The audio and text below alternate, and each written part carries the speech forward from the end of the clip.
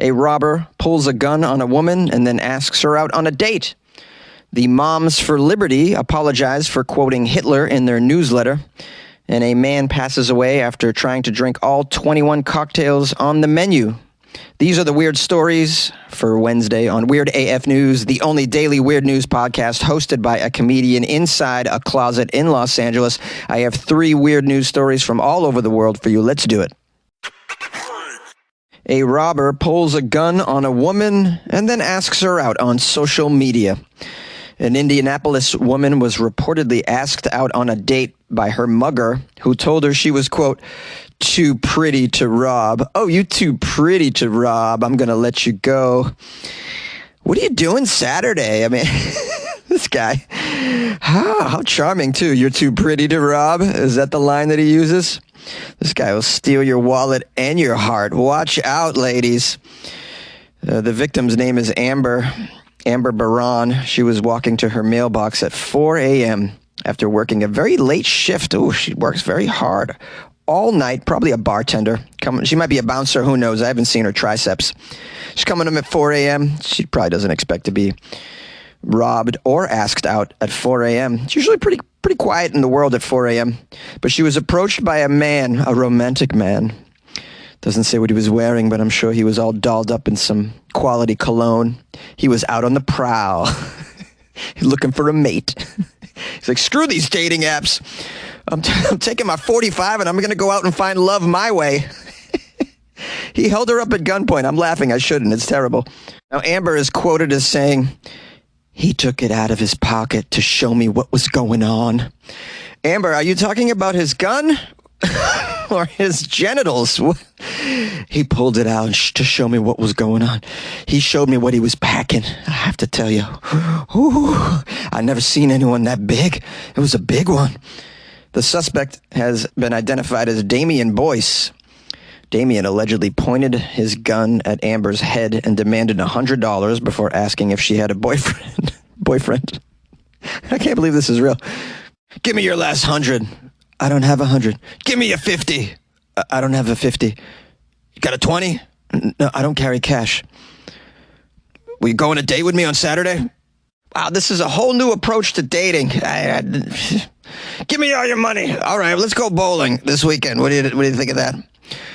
It says here, Damien asked if she had a boyfriend and if she would add him as a friend on Facebook. Well, that leads me to believe he's 72 years old. He wants to be added on Facebook. It says at that point, Damien reportedly took out his phone and watched as Amber added him as a friend at gunpoint. Yeah, that's my request right there. You know, you accept my request, all right? He also promised to pay back the money he stole from her before fleeing the scene on a bicycle. So he did get some money. Doesn't say how much. He asked for 100. Did she have the whole 100? And then he's off on a bicycle. I'll DM you this weekend, all right? Do you like hiking? Do you have a bike? We could go for a bike ride. I'll leave my gun at home, I promise. Now, Amber told the authorities that she thought if she added him on Facebook, he would leave, and he did. He pedaled away.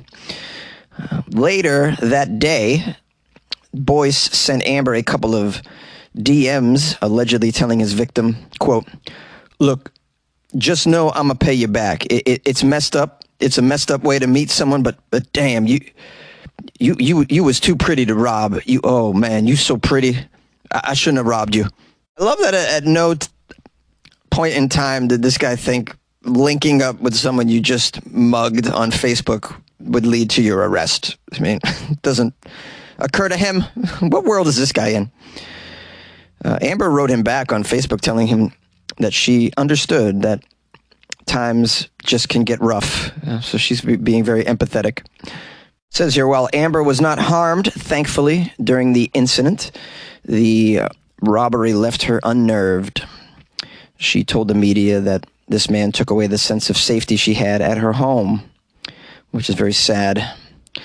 And I'm sure she's going to have some dating PTSD. The next time someone asks her out, she's just going to have a flashback of this dude with a gun. "You too pretty to rob. Yeah, you want to go to brunch with me?" I mean, I'm sure her whole entire life she was hoping for a moment where she would meet a man that just takes her breath away, but not this way. Moms for Liberty apologize for quoting Hitler in their newsletter. Well, you don't come across a lot of Hitler quotes these days. I'm not sure what sort of inspiration they were trying to churn up by quoting Hitler in their newsletter, and I'm not sure what they're about, but let's keep reading about the moms for Hitler. Excuse me, the moms for Nazis. I'm sorry, it's the moms for liberty. My bad. Now, what liberty has to do with fascism, I'm not sure. I went to public school. I need a little bit of help, but let's find out. A local Indiana chapter of Moms for Liberty, a national conservative parents organization, apologized for quoting Adolf Hitler in their latest newsletter. The Hamilton County chapter of Moms for Liberty, well, there's chapters, so there might be a local chapter in your neighborhood for Moms for Liberty. I don't recommend hanging out with them. They quoted Hitler's remarks at a 1935 rally on the front page of their new newsletter. The quote, placed directly below the masthead, read, quote, "He alone who owns the youth gains the future." Now, the local media, Indianapolis Star, got a hold of this newsletter and reported the story on Wednesday. The local chapter of Moms for Liberty added additional context to the original newsletter, saying the quote from this, quote, horrific leader should put parents on alert. If the government has control over our children today, they control our country's future. This was followed up by an apology from Paige Miller, the chapter's leader. She apologized for quoting the Nazi leader in a statement posted to the Moms for Liberty Facebook group. Here's her quote. "We condemn Adolf Hitler's actions and his dark place in human history. We should not have quoted him in our newsletter, and we express our deepest apologies." In other words, we're sorry for saying the quiet part out loud. We have in this story someone named Matt McNally, a Democrat running for Congress. He said, "This group's move makes clear that Moms for Liberty has no business in politics. No group that quotes Nazis should be anywhere near our children or have any influence in our community. It is time for our leaders to stop acquiescing to them and make clear that their hateful rhetoric will not be tolerated." Well, if what this guy Matt is saying is accurate, it sounds like these moms for Nazis have some influence in the community and they're getting political. I don't know why you would allow such people, this Klan Karenhood, as I'll call it. Klan Karenhood, right? Can't let these people into politics. They quote Hitler. Now, here's a nightmare statistic. After forming a little more than 2 years ago, Moms for Liberty has grown to include 285 chapters in 44 states. 285 chapters of these Moms of Liberty. The Nazi mommies. According to the organization, it has targeted core cultural issues to fuel its rise, including opposing mask mandates in schools, banning library books. That seems very fascist. And curtailing classroom lessons on racial inequality and discrimination. They don't want you talking about racial inequality. It doesn't exist. We're all equal. All of us are equal. This is alarming, by the way, to know that there's 285 chapters of these morons out there. My country's so messed up. We love our freedom, but one of the fallouts of all of this freedom is that just groups of morons with guns and fascist ideals can get together and form, political forces in small communities all across the land. It's crazy. And I'll tell you right now, I'm not buying any more Moms of Liberty swag, all right? I got a hoodie. And I was thinking about getting the sweatpants to match, but I'm not getting those Moms of Liberty sweatpants. I'll tell you right now. Want to create a podcast? Spotify's platform lets you easily make, record, and distribute a podcast everywhere, even earn money all in one place for free. It's called Spotify for Podcasters.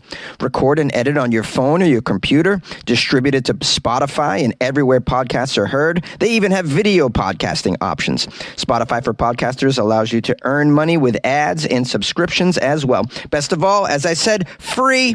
Try it. Download Spotify for Podcasters or or go to spotify.com/podcasters to get started. And good luck with your podcast. Good luck with your life, man. A man died after trying to drink all of the cocktails on a menu during a family vacation. All of the cocktails. A UK man on vacation with his lovely family in Jamaica unfortunately has passed away after attempting to partake in a challenge that involved drinking all 21 cocktails featured on a bar's menu. Timothy Southern finished 12 of the menu's various cocktails when he returned to his hotel room at the Royal Decameron Club Caribbean in St. Anne, where he later passed away.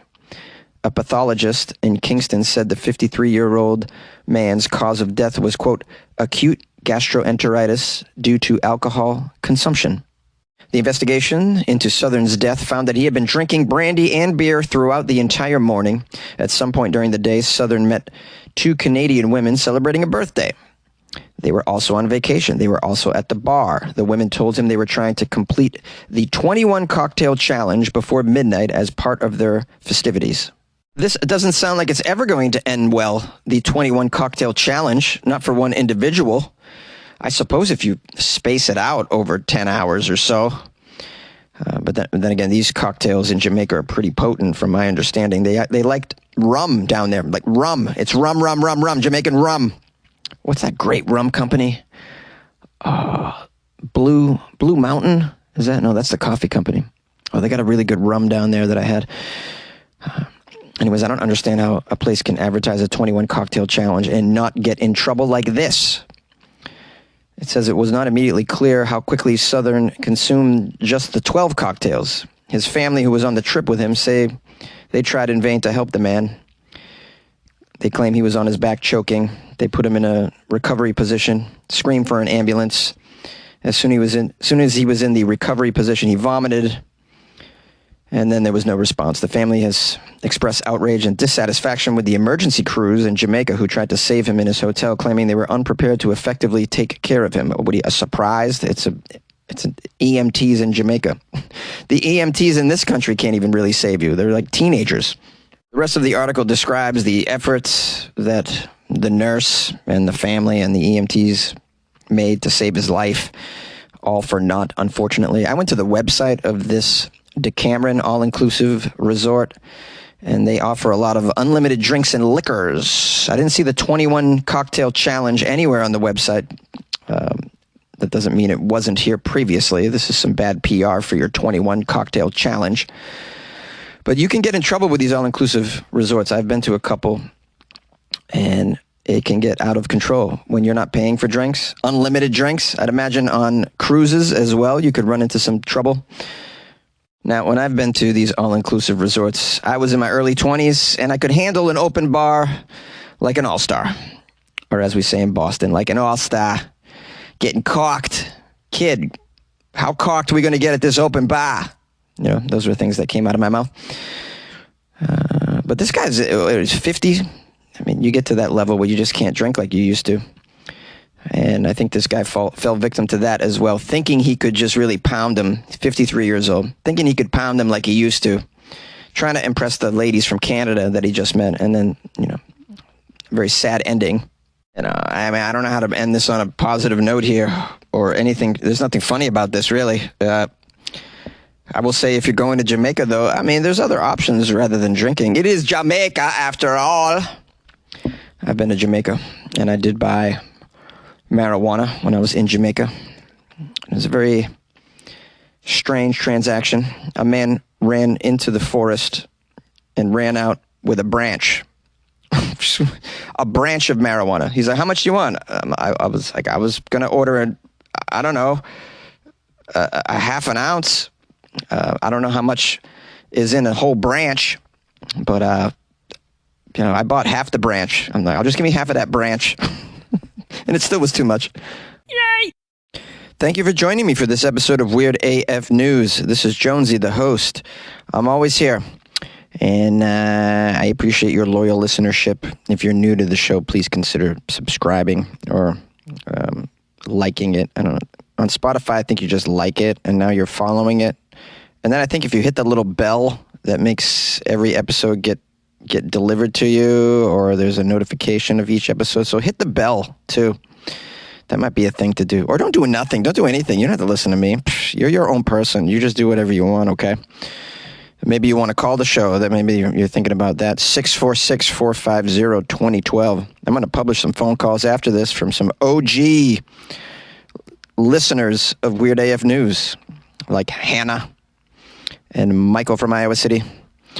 And then we also heard from Terry in Philly and Derek in Australia, who's been calling, and I really like his voice very much. Derek, keep calling. I love your voice, man. It's just a great accent. I'd love to master it at some point in time, but I don't think I'm going to get there, guys. Instead, I'm just going to butcher all the accents and put them on the podcast, per usual. If you want to support the show, maybe you're thinking, this guy needs help. Oh, yeah, you're damn right. I need help. You can go to my website, weirdafnews.com. You can buy me a coffee. Just buy me. Why wouldn't you buy me coffees? I don't understand why everyone wouldn't just buy me 3 coffees right now. It just doesn't make any sense to me, but whatever. You can also join the Patreon, Patreon, Patreon. They have a website, patreon.com/weirdafnews. You can support the show that way as well. It's like joining a little weird club, kind of. Yeah, some weirdos in there. Real weird people in there, I have to tell you. I love them, but we're all misfits, man. It's the Patreon is an island of misfits, like from that movie, the Island of Misfit Toys. Is that a Christmas movie, right? The elves are making the toys, but the toys are busted, so they're on some island. I forget how it goes. I haven't seen it since I was a child. Good show, though, right? Good movie. I always liked that one with You're Gonna Shoot Your Eye Out, Kid. I don't forget what that one was called. The Christmas Story? Yeah, that's it. You'll shoot your eye out, kid. That's a good one when he gets his tongue stuck to the pole. That's very, very funny. And I always like how he just shoves his little brother into the snow pile, and his little brother's got so many layers of clothing, he just can't even get up. It's so funny. Anyways, I'm rambling on and on. Ramble on! And now the time is now. Sing my song. I'm going around the world recording weird news on my way. You're going to get a song parody at some point, guys. How many of you guys want to get the lead out with me? Who wants to get the lead out with me? Somebody on YouTube wrote a review. They're like, I love the weird news, but this guy's rants, I have to skip them. I get it. You skip them if you want to skip them. But I mean, if at that point, you could just have AI robots read you the weird news without any commentary at all. I don't know why you'd want that. Like, yeah. Can you just put up with a minute-long rant in each segment? I mean, how busy are you? If you're listening to my podcast, you're probably not busy. You can go an extra 2 minutes per episode of ranting. You can handle it, I'm sure. Considering people listen to 2-hour-long podcasts these days, Speaking of rant, this really is a rant. I'm going meta on you guys. Did I tell you to support the show? Yeah, that's cool. And share it with a friend. You should do that. Yeah, that would be awesome. And call the show. And email me, funnyjones@gmail.com. Follow me on Instagram @funnyjones. I got shows in the Los Angeles area, including tonight in North Hollywood, tomorrow in North Hollywood, Friday night in Hollywood at the Roosevelt Hotel. Oh, the classic Roosevelt Hotel. Have you guys heard of the Roosevelt Hotel? It's probably haunted. Every old hotel is just haunted. Like, everyone just says they're haunted. I mean, how could every old hotel be haunted? It makes no sense. It's just, I don't get it. I'm not to say that there's no haunted hotels. There's probably a couple, but like every old hotel, they're like, yep, see ghosts. Oh yeah, the bellhop. The bellhop got his ass grabbed by a spirit. What else? Oh yeah, and then is it Saturday? Saturday, I'm at the Comedy Magic Club in Hermosa Beach for their anniversary show. Yeah, they're going on 35 years or something like that. Might be 30 years. Been there a long time. Anyways, we do 2 shows on Saturday, 6:30 and 8:30, I believe. We start early down there because those folks are a little long in the tooth down there. Those beach people. Long in the tooth. How about that for an old reference? That's a good one, right? I don't know where I heard that. Must have been when I was in prison. Good morning, Jonesy. It's Terry from Philadelphia, Pennsylvania. I just listened to your Florida Friday episode, and then I went on to their website to try and get you some sponsorship from their the brewery, and no shiznnizzle. They have a sticker that is a Florida man sticker that is an alligator, Jonesy, a freaking alligator. All right, I just had to tell you that. I haven't called in a while. I hope everybody's well. Stay weird, and good luck with your life, man. Jonesy, I don't understand why people are so annoyed that they're getting free food. Like, if I got free food, I would not complain. These people should be grateful that they're getting food and that they don't even have to pay for it. I mean, McDonald's fries, and, you know, like, anyone, like you said, homeless people, they would love to have this food. You know, give it to the homeless people. What is wrong with people not accepting free food and complaining about it?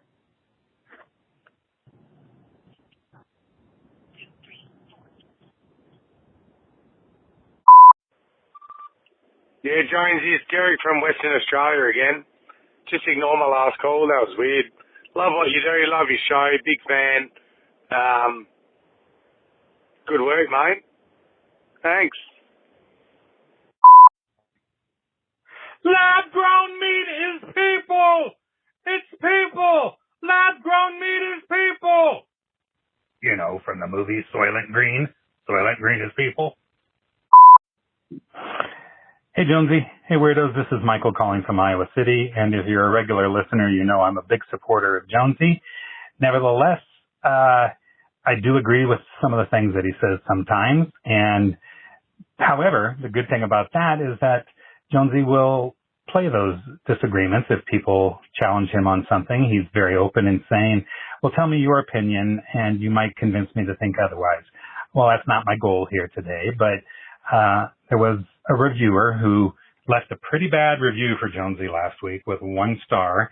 And so while I do not agree in any way with the lovely lady Kat and her review and the things that she said in it, Jonesy had made the remark that if she would preface her remarks with, quote, in my opinion, unquote, it would diffuse the situation and make it more palatable.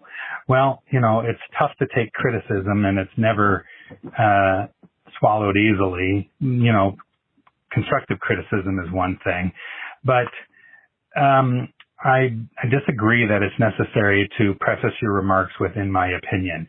You know, anytime you say, "Oh, in my opinion," or you know, something like, here's what I have to say about this or that or the other thing, you know, it's always going to be followed up by the negative remark. And so this is a review, and by